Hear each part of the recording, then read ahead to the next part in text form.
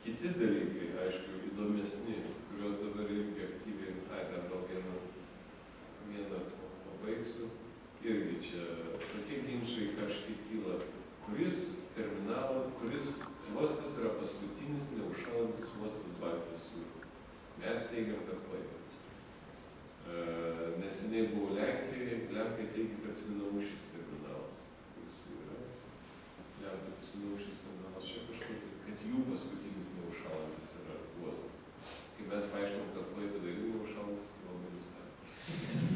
Latvijai bando sakyti, kad Ventspilis irgi yra neužšąlantis. Kas tiesa, Ventspilis yra atviroje jūroje, jisai, galima sakyti, yra neužšąlantis, bet aplink Ventspilį žiemos vidury kaupėsi ledų sangrūdos, kas realiai yra tas pats, kas ledas. Taip kad nors jis yra neužšąlantis, bet jis turi dvi problemas. Vienas ledų sangrūdos, antras smėlis. Jis yra užnešamas smėlis. Žiemą kartais būna, kad Ventspilis turi stoti savaitę, kad išsiurbti smėlį. Per žiemos audras užnešamas smėlį. Taip kad Ventspilis viena, bet Ryga visiškai kas kita. Ryga vienareikšmiškai užšąlantis uostas. Ryga, Talinas, kas šiauriau, viskas yra užšąlantis. Reikia ledlaužių. Viena, reikia ledlaužių. Antra, kad dujų tanklaiviai įplauktų. Tie tanklaiviai turi būti viena arba su ledlaužiu plaukti. Antra, jie turėtų būti Ice Class laivai. Ice Class laivų pasaulyje yra tik keletas statų.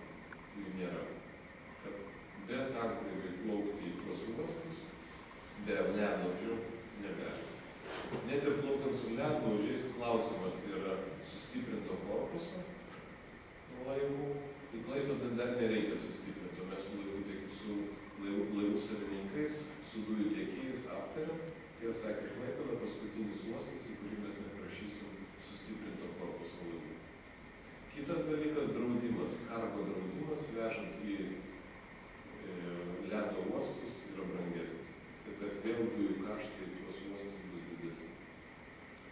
Daug ginčiamės tikrai, man teko ir su Latviais kalbėti, su Estais, jis sako, ne, mes su ledlaužiais plaukiam, jokių problemų nematom, jokių Ice Class laivų nereikia, nieko. Ir Europos Sąjungos tie konsultantai.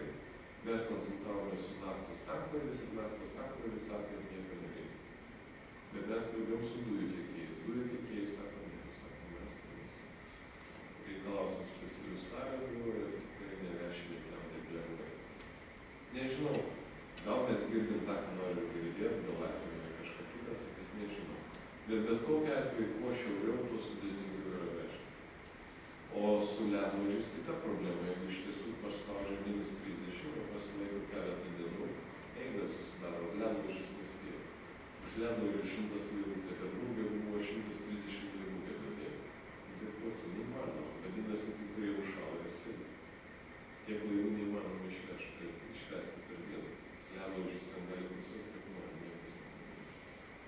Ir kad irgi niuansai, o nedaug dievė sustos šitą grandinę, suskystintose dujose čarteriavimas to veikia ne tik tame, kad tu moku už kiekvieną dieną $150,000, bet tu išmuši iš grandinės tą laivą, išmušdamas iš grandinės kenki kitiems tiekėjams. Tai nežinau, kiek tau kaštų už tai prikabins dujų tiekėjas, už tai, kad tu išmuši laivą iš grandinės. Tada jau tos smulkmenos reiškia labai daug. Bet čia vėl tas pats, kol Estai, kol Latvija nepradės statyti terminalą, nepradės dėrėti su dujų tiekėjais, tol jie nepajusim, kiek tai yra rimtas tos sąlygos.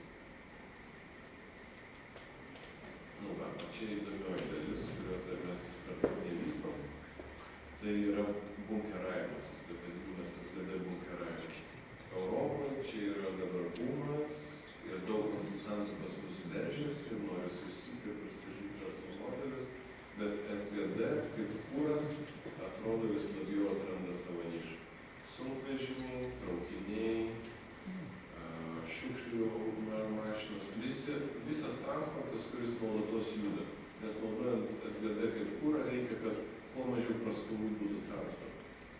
Bet jis yra labai pigus, labai didelę kalorijų vertę neša mažame kiekyje, taip kad labai perspektyvus kūras.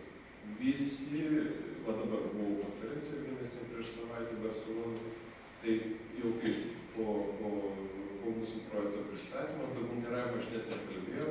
Tai kas prieidavo prie manęs, jis sako, jūs galimybę turit bunkeravimą? Sakau, turi. Super, sako. Tai čia perspektyvų ten, sunkvežimiai, laivai, viską galima kur pildyti. Tai jau mes kiek čia 2 metai vystam šitą projektą, tai jeigu pradžioje visi sakydavo, gal buvo ta perspektyva kažkada bus, tai dabar metai praėjo, viskas, jau vakarų Europos sunkvežimių flotilės važinėja. Yra specialūs verslai, kurie specializuojasi tenais, vienu žodžiu. Labai perspektyvus dalykas. Mes pradžiai galvojam specializuotis tik tai užpilnant laivus. Prie mūsų tanklaivio priklaus mažesnis laiviukas, o tarkim, žymiai mažesnis, jeigu čia 170, kokį 10 000, mes per tas pačias rankovės pripilsim į suskystintų dujų, jis tada nuplauks į Šiaurės jūrą prie Norvegijos, pasiims kokį keltą ir jį užbunkeruos kaip kūrą tomis dujomis. Tada pasigaus kokį laivą Baltijos jūrą užbunkeruos, tai yra tuos laivus, kurie naudojas gada kaip kūras ir bunkeruos. Šiaurės jūroje, Baltijos jūroje ir jūrose aplink Japoniją nuo 15 metų įsigalioja griežti reikalavimai mazų išmetimo iš laivų. Tai tas duos labai didelį stimulą, kad SGD kaip kūras būtų.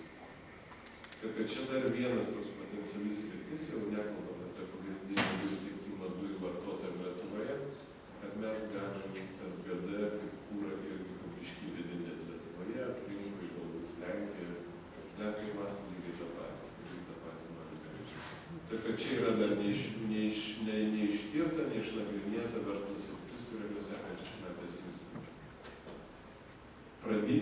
Mes pradinę apklausą padarėm tarp tų pagrindinių bunkeruotojų jūrose. Tai kai jie susintė savo kiekius, kiek jie nori bunkeruoti, tai tie kiekiai buvo maždaug tokio padydžio, kaip mūsų kiekiai, kiek mes planavom įpompuoti dujų į krantą. Tai aišku, utopiniai, per dideli mes nepatikėjom, kad tokie dideli kiekiai greičiausiai parašė, ką jie maždaug įsivaizduoja. Nes buvo tikrai labai dideli kiekiai. Bet kokiu atveju potencialas yra. Ir kai kurie iš dujų tiekėjai sako, kad jeigu mes jums tieksim dujas, ar jūs leisite mus priimsit kaip partnerius į šitą verslą.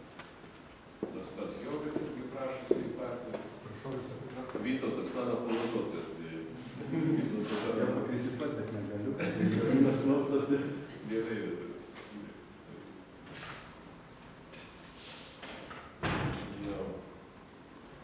O čia bunkeravimas, tai mes ne apie propaną butaną kalbam šitas? SGD. Propanas butanas sakytas. Čia yra SGD, kaip kur. Tai čia irgi didelis potencialas. Bet tiesiog rankų mes neturim. Bet nieko turėsim savo. Dabar greitai steigsim savo dujų tiekį šitą dujų tiekimo įmonę, tai negalės vienas tiekėjas sėdi, vienas su kuriuo mėgstinį, galės išsėdi. Tai va, viskas. Klausimas, visas yra skaičiuota apie Lietuvos poreikį, dujų poreikį dabartinio, ne? Žinant, kad pagal Europos Sąjungos įsipareigojimų, visos Europos Sąjungai, atsinaujinančius, yra, kad Lietuvoj suvartoja 3 dalys, turint vartoti. Tai yra chema, pačio dalis, tada centralizuotas šilumos tiekimas ir paprasti vartotojai. Tai maždaug trečdalis suvartoja centralizuotas šilumos tiekimas. Ir yra pagal įsipareigojimų Europos Sąjungai, Lietuva suvartoja 80%, kuriuos 20% kas gaminti iš biokuro. Reiškia, yra strategija, 20%, ir to įgyvendinama, Lietuvoje yra strategija atsinaujinančių išteklių ir centralizuotos šilumos tiekime, šiluma gaminama bus apie 20% šiluma iš biokuro. Tai reiškia, sumažėja 20% sumažėja dujų vartojimas centralizuotų šilumos sektoriuje. Kaip tai įtaka turės dujų kainos, aš visada turės skirtis, karšto terminalo kaštai eis mažesnį dujų kiekį vartojimo. Jo. Ir kaip tai, tarkim, ar tai buvo vertinta, ar tai žmonės tai suvokia, tai kas tai pastovaro, ir kaip tai visą atsilies. Dujų vartojimas mažėja žymiai, ženkliai, tada kaip tai? Nu, nes ta tendencija dabar yra tokia, mes dar nežinom, kokios bus dujų kainos ateityje. Jeigu mes pažiūrėtume, kas Amerikai darosi, tai visa pramonė, kuri bėga nuo dujų, dabar grįžta į dujas. Nu, žiūrėk, kitas dalykas yra įsipareigojimai atsinaujinančių, tarkim, vartojime, tu einam atsinaujinančių, vis iškastinio mažinama. Ir tas visas yra elektra gaminama turi būti galutinis vartojimas 10%, elektros gamimo iš atsinaujinančių, šilumos iš atsinaujinančių. Ir tos dujos, kaip sakant, yra, sakom, kad jas kuo mažiau turi būti. Čia šitas įsipareigojimas. Tuo atsiras pramonė, jeigu atsiras, tai vėl kažkaip tai dar elektros mažiau gaminamos iš dujų, dar dujų poreikis, kaip sakant, tas bus tie buitiniai vartotojai, kurie dabar naudoja vaisius žnyplą ir šviesiu.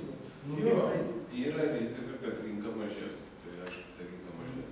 Bet vis tiek jos, bent jau mūsų buvo toks skaičiavimas, kad apie 2 milijardus dujų vis tiek naudos. Naudos. Čia 2 milijardai, čia gaunasi, kad chema lieka ir buitiniai, bet CŽT, ar chemos nėra buitiniai ir CŽT?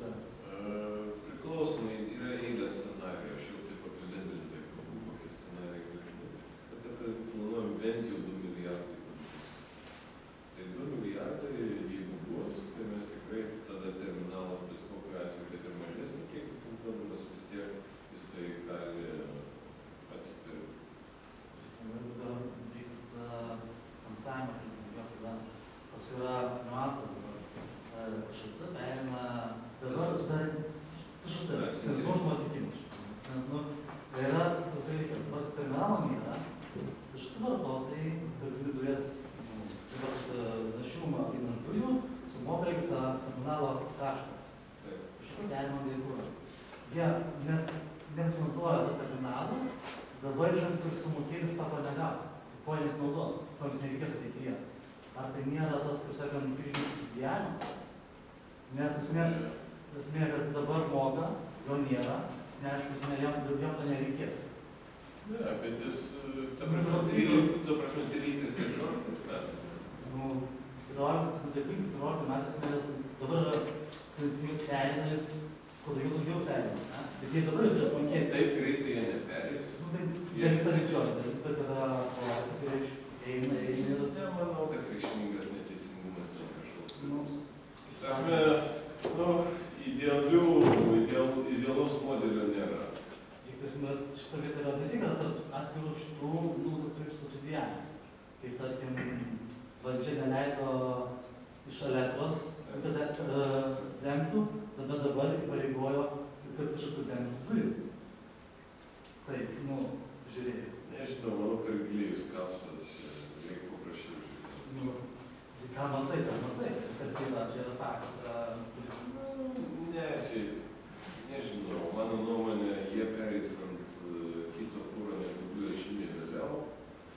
Jeigu jie patems iki 15 metų, tai vis tiek yra dujų vartotojai, o nuo 15 viskas kaip dujų vartotojai mokės. Tai per tuos 2 metus čia nieko reikšmingo neįvyko.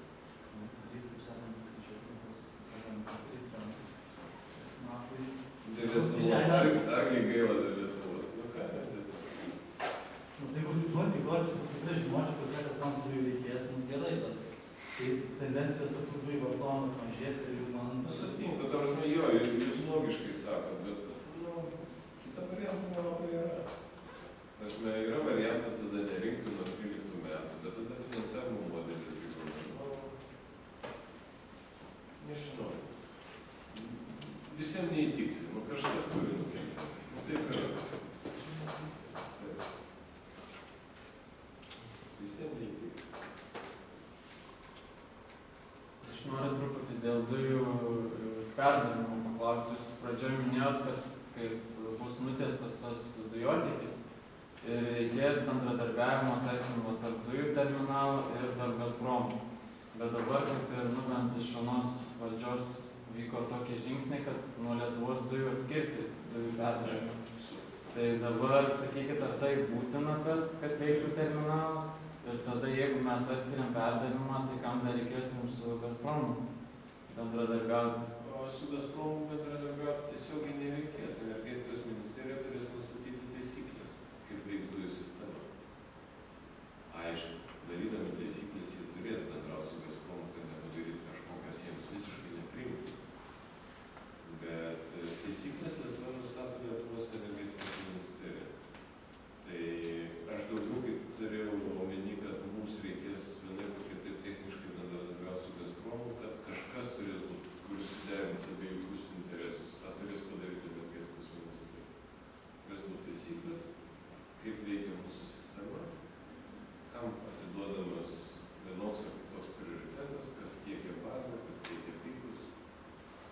Ateina įdomus klausimai, kainodaros klausimai ateina, jeigu terminalas dengs pikus, vienokį kainodarą, Gazpromas dengs pikus, kitokį kainodarą. Žinokit, toks miškas atsidaro visose šitose taisyklėse, kainodarą, čia ne tik mums, čia ir Gazpromo klausimus. Visai kita sistema pradeda veikti, absoliučiai. Dar bus įdomių dalykų. Bet kokiu atveju dujų perdavimas turi būti atskirtas 100% iki kol veiks terminalas. Teoriškai jis gali būti neatskirtas, bet kai sistemos savininkas nėra suinteresuotas, kad kažkoks vienas šaltinis prisijungtų, tai jis gali rasti techninių kliūčių to nepadaryti. Ir tas visada yra įmanoma. Vienaip ar kitaip, kokias taisyklės įvesti dar ką nors. Čia tikrai labai gerai idėja ir gerai, kad tas vyks, kad yra rūpės metus. Turiu tokį klausimą, aš savo skaitęs, tai yra manas iš tikrųjų dabar rado matyti tą liniją sujungimas galbūt Lenkijos. Ir dabar Lenkija turi ne vieną turi terminalą ir gali atsivežti dujas iš terminalo. Ar kaip galėtų veikti ta rinka, kad iš Lenkijos dujas, jūsų nuomonė, Laisvai.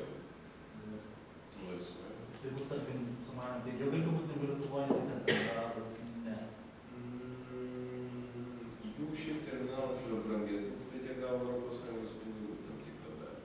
Kai tu matematiką sudėt, pasižiūrės, kiek jie per kubą išeina.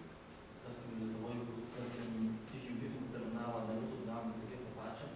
Tai panašaus bent tą pačią. Tik jungtis į terminalą nėra ir gaunamas tai gali pirkti. Tada tu priklausai nuo galima.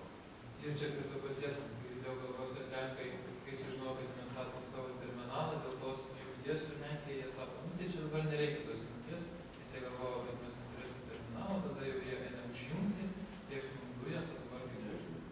Aš tiesiogiai nebuvo. Aš nedalyvauju tuose posėdžiuose, bet tokių kalbų, kad su tuo surišta daugiau. Tarkim, ekonomiškai dabar ta jungtis būtų nepakeista įkais. Nesaugumo užtikrinimas turizme, sakant, o dar reikia ir ekonomika. Ekonomika, kur ten negalima pigiau pirkti dujų, manimų, ženkliai, tai reiškia, nes tiek yra vamzdžių pateisimas, tai yra visi didžiulis. Ir tai yra vis tiek gauktų ant Lietuvos, didžioji dalis ir Lenkijos vartotojų. Pasakyti, kad valgyti šimtai, nenori patirta, būtų vis vartotojai, tai ekonomiškai sumatymas tai būtų visiškai nepagrįsta. Nežinau, sunku man pasakyti, čia eilė scenarijų. Daugiau turbūt mintis yra ta, kad sujungus šitas sistemas atsiranda daug naujų galimybių, kurios gal vėliau parodys, kodėl tai buvo naudinga. Gal tas pačias rusiškas dujas iš Lenkų gali pirkti pigiau. Kas ten žino? Tada mes jau esam pasijungę prie Vokietijos sistemos per Lenkiją. Mes galim gauti iš Vokietijos. Jisai transportavimo kaštai bus tokie, kad Tai sulo padaryti. Lenkiškas dujas. Bet jis mokėtum už Lenkijos transportavimą per jų vamzdynus. Jo, bet gal sumokėtų. Bet jeigu skaičiuosi vamzdyno kaštą pastatymo, ar tikrai sumoka. Jisai Su dabartiniam dujų kainom, tarp mūsų ir Vokietijos, manau, apsimokėtų. Žinau, kad Lietuvos energija buvo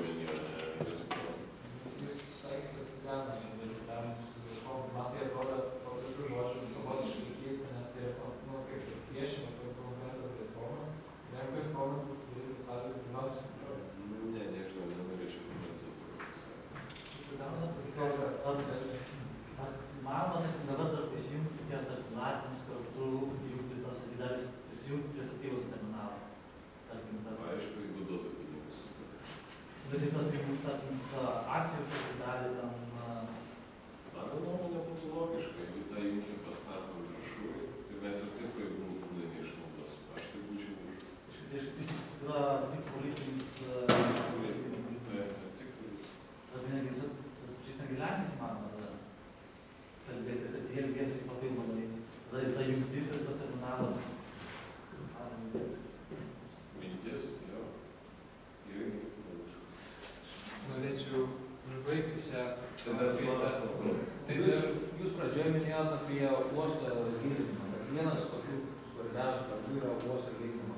Kaip manote, mes galime tiesiog gilinant uostą sužaisti su apskritai laivybos padidinimu, nes neretai iškyla žiniose tokia problema, kad Klaipėdos uostas yra pakankamai negilus ir ne visada gali laivai atplaukti. Nebūtų galima sužaisti tiesiog ne tik su skystintom dujom, bet apskritai laivybų praplėsti. Tai iš esmės tą uostas ir daro. Mūsų gabaliukas yra labai nedidelis, kurį jie gilina. Uostas tai ir daro, būtent daro. Dar aš noriu paskutinį 25% taisyklės. Jūs, tarkim, dabar yra dujų tie pirkėjai dabartiniai iš Gazpromo užklausė Europos komisijos, ar tai neriboja konkurencijos. Tai ar jūs prieš įvedant tą taisyklę pasidomėjot, kad tai neriboja, ar jūs tikrai žinot, kad tarkim, tai atitinka visas teisės normas? Nesiteisė. Mes domėjomės, mes praleidom daug mėnesių Briuselyje, gal ne tiek mes advokatai mūsų. Visose lygiuose mes tas pagrindėm tą taisyklę, rodėm pavyzdžius Ispanijos, rodėm Graikijos pavyzdį ir dar, man atrodo, kažkurių šalių. Tai ta taisyklė nėra, kad kažkas unikalaus. Rodėm skirtingus pavyzdžius, kad tai iš esmės yra taikoma. Realybė yra taikoma. Kad tai yra taikoma stimuliuojant. Ne tokioj pačioj formai, bet tam tikro privalomo pirkimo formą taip. Ir jie sutiko, kad taip, jie visi vienbalsiai pritarė, kad tai yra puikiai idėja, nes kitaip to nepadarys. Tik, kaip visą tie biurokratai rezervavimo pasilieka, aišku, tai naujas dalykas, tai čia nežinau. Tai kadangi jie tokių raštų neišduoda, kad mes sutinkam, tą, kai jūs mums pasakėt, mes sutinkam, kad tai yra, tai tokio raštiško suderinimo nebuvo. Žodinis suderinimas buvo visais lygiai. Dabar apskundimas įvyko. Kiek žinau, atsakymą tai gali neigiamą. Man atrodo,